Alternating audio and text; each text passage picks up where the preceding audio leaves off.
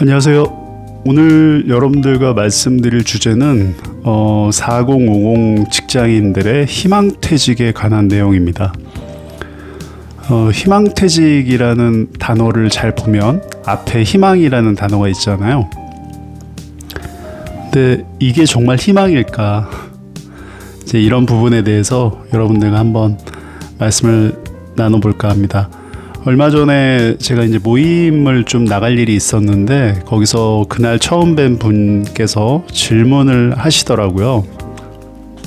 그분은 그 자영업을 오랫동안 하신 분이었습니다. 그래서 직장 생활을 안 해보신 것 같긴 했는데 글로벌 회사, 좋은 회사를 다니시면서 높은 급여와 좋은 복리후생이 있음에도 불구하고 왜 스스로 희망퇴직을 신청해서 나오는지 자기는 이해할 수 없다. 이해하기 좀 어렵다.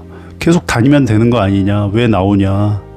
이런 질문을 하셨습니다. 그래서 생각보다 사람들이 그런 거에 대해서 잘 모르실 수도 있겠구나라고 이제 오늘 좀 그 부분을 한번 말씀을 드려봐도 괜찮겠다라는 생각을 했고요.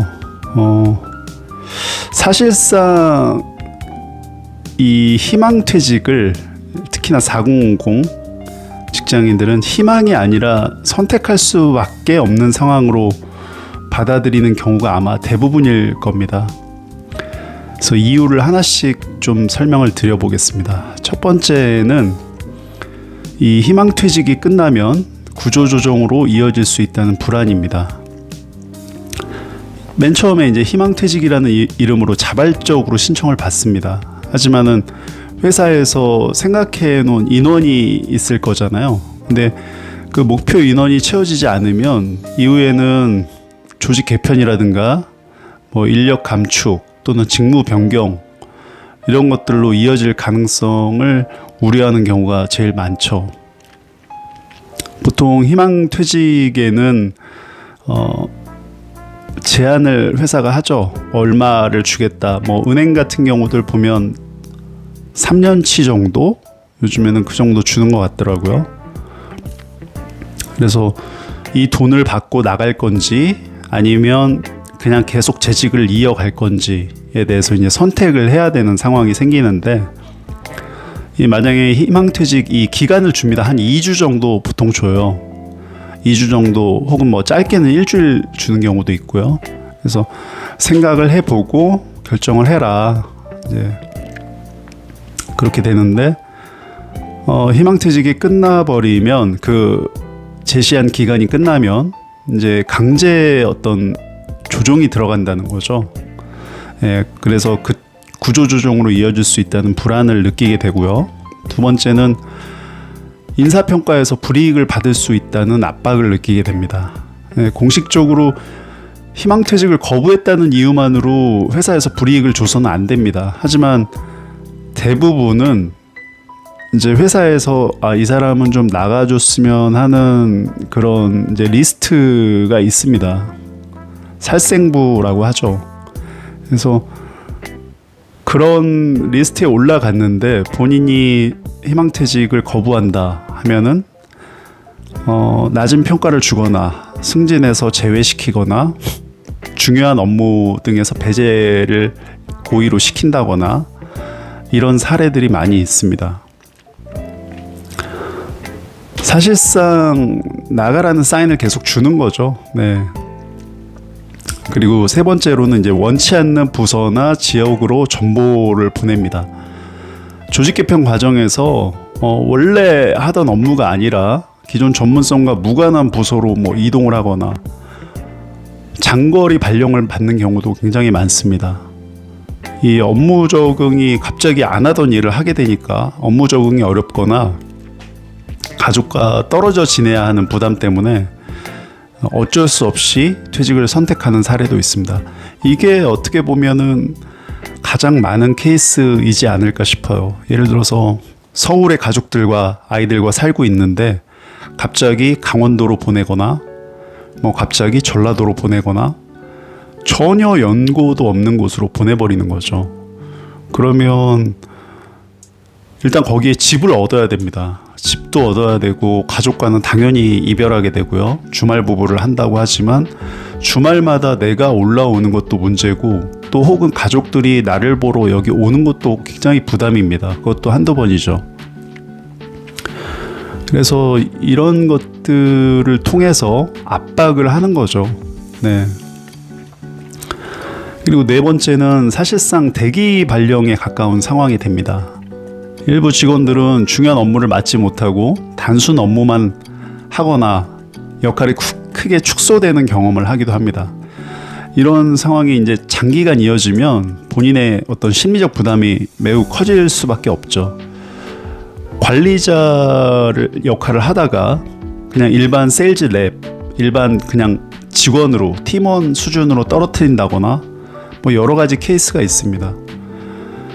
그리고 이제 마지막 다섯 번째로 동료들이 하나둘 떠나는 분위기도 상당히 심리적으로 압박이 됩니다. 주변의 내 동기들, 내 선배들 대부분 이제 희망퇴직을 선택하면 나 혼자 남아도 괜찮을까?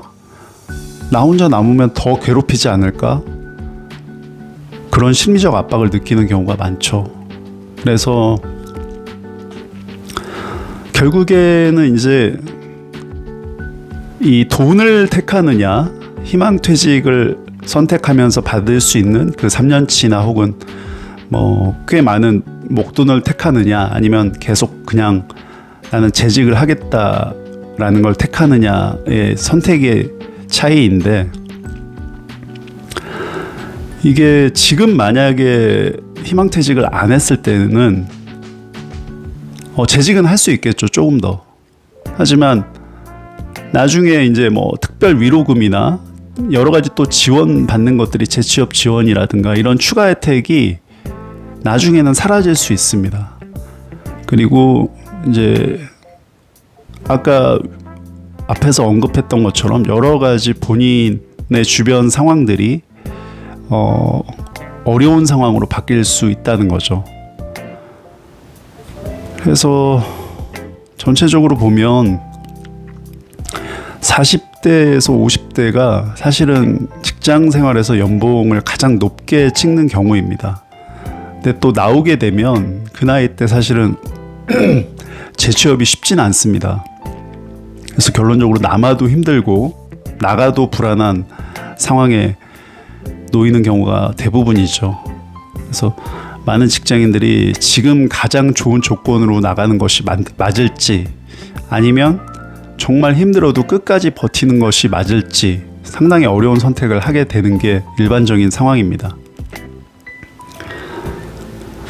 그래서 대부분은 한마디로 정리해서 말씀드리면 자기의 끝이 보이게 됩니다. 내가 어떤 결말로 끝날지가 선배나 혹은 뭐 여러 가지 케이스들을 보면서 그 정도 이제 회사 생활을 하게 되면 한참 위에 뭐 본인의 직속 상사라든가 혹은 팀장이라든가 여러 가지 나가는 상황들을 다 보잖아요. 그분들의 말로가 어떻게 되는지, 만약에 나가지 않을 경우 어떤 그 괴로움을 당하는지 다 봅니다. 다 보고 배우거든요. 그래서 회사라는 게 생각보다 그렇게 만만한 곳이 아닙니다. 네, 어떻게 보면 굉장히 차갑고 냉정하고 잔인한 조직인데, 일단 블랙리스트 혹은 뭐 살생부에 올라간다고 하면 어떻게든지 내보내려고 하고 또 내보내게끔 만듭니다. 그리고 일개 개인이 거대 조직을 상대로 이렇게 뭔가 대결 모드로 간다고 했을 때 이길 수가 없습니다. 정신적으로 피폐해진다거나 뭐 주변에 안 좋은 케이스들도 많이 봤거든요. 저는 예전에 동료들이나 선배들 중에도. 그래서 이제 그런 것들을 직장 생활을 하면서 계속 겪고 눈으로 보다 보니까 자기의 끝이 어떻게 될지, 쉽게 말하면 영화의 엔딩을 다 알고서 보는 겁니다. 네. 그래서 아마 대부분이 그 희망퇴직을 신청하면서 그 받을 수 있는 그런 위로금이라도 챙기자라는 쪽으로 이제 흘러가게 되는 거죠. 그래서 그 처음에 저한테 질문을 했던 그분께서는 이런 상황을 모르시는 거죠. 아니, 좋은 회사에, 좋은 글로벌 회사에 아주 높은 급여를 받고 또 거기에 따르는 여러 가지 복리후생을 다 누리는데 왜 스스로 나오냐? 나오면은 요즘 뭐 드라마 미생에서 밖에 나오면은 엄청 힘들다 이런 대사도 있잖아요. 예. 근데 왜 스스로 나오려고 하느냐? 그냥 버티면 되는 거 아니냐? 예, 그분은 이제 직장 생활을 안 해보셨기 때문에 그런 말씀을 하시는 것 같은데 사실상 떠밀려서 나간다고 봐야 되겠죠. 네. 희망 퇴직이지만 희망이 아니라 강제 퇴직이다. 어떻게 보면 물론 버틸 수 있습니다. 버틸 수 있는데 버틴다고 했을 때 그 사람이 가져갈 수 있는 게 별로 없습니다. 네, 오히려 어떤 면에서 보면 정신적으로 혹은 물질적으로 손해를 많이 보고 나가는 경우가 많거든요. 그래서 대부분은 적당한 타이밍이 되면 이제 내가 나가야 되는 순서가 왔구나, 이제 나의 차례가 왔구나 라고 인지하고 보통은 받아들이는 게 대부분인 거죠. 거기에 또 더해서 버텨서 얻는 불이익보다는 내가 차라리 지금 돈이라도 챙기자, 이런 심리가 이제 같이 또 작용을 하고요. 하지만 이제 그 중에는 정말 플랜 B가 없으신 분들 같은 경우는 어쩔 수 없이 또 버티는 경우도 종종 있습니다. 근데 이제 그분들은 역시나 뭐 예상에서 크게 벗어나지 않게 말로가 좋지 않게 나오게 됩니다. 뭐 길게는 1, 2년 더 다닐 수 있죠. 근데 그 끝이 정말 좋지 않습니다. 네. 그래서 이런 것들 때문에 사실 지금 뭐 본인의 어떤 의사와는 상관없이 나오신 분들도 많으실 거고, 지금 아마 회사에서 경기가 안 좋아지면서 상황이 안 좋아서 아마 이런 고민들을 하고 계신 분들도 계실 거예요. 그랬을 때 플랜 B가 있는 게 가장 좋겠지만, 그렇지 않다고 하면은 내가 얻을 수 있는 이익에 대해서 한번 고민을 해보셔야 될 것 같아요. 지금 내가 받고 나가는 데 있어서 금전적인 것과 여러 가지 뭐 상황들, 그 다음에 버텼을 때 벌어질 수 있는 일들에 대해서 본인이 얼마나 감당 가능한지, 내가 멘탈적으로 버틸 수 있는지, 여러 가지 것들을 아마 고려를 해보셔야 될 거예요. 무작정 뭐 남으면 되지, 뭐 버티면 되지, 뭐 내가 그거 뭐 못 참겠어? 나 뭐 견딜 수 있어, 뭐 괴롭혀 봐, 난 버티면 되지, 존버하면 되지. 근데 이게 생각보다 쉽지가 않습니다. 뭐 나중에 정말 좀 심한 말로 정신과를 다녀야 되는 상황이 생길 수도 있는 거거든요.